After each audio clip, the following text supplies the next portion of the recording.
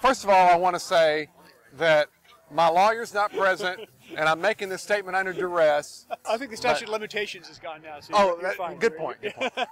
Being an attorney, you should know that. So, being typical Rice males, we were hoping to impress some females one night and decided that one way to do that would be to drive our car into the lobby of Brown. And I can't say what precipitated this rash decision on our part, nor can I excuse any property damage that may have occurred. But we tried to be really careful because we disassembled everything so that we could move the car smoothly into the lobby, then put the doors back in place, and then we could invite all our friends downstairs to take a look at what we had done. And in fact, it did work. We were invited upstairs where we put on hot pants and partied most of the night to the Rolling Stones. Rock on. I'll add a different one. So, we were both freshmen at Lovett. Of course, one of the traditions was the upperclassmen loved to pick on the freshmen.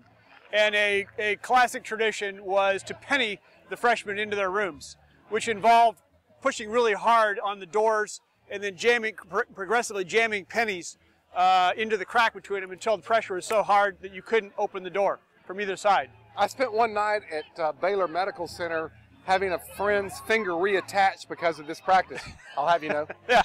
So the next morning, the freshmen would wake up. They couldn't go to class because they were literally locked in the room, and they had to call somebody to get them out.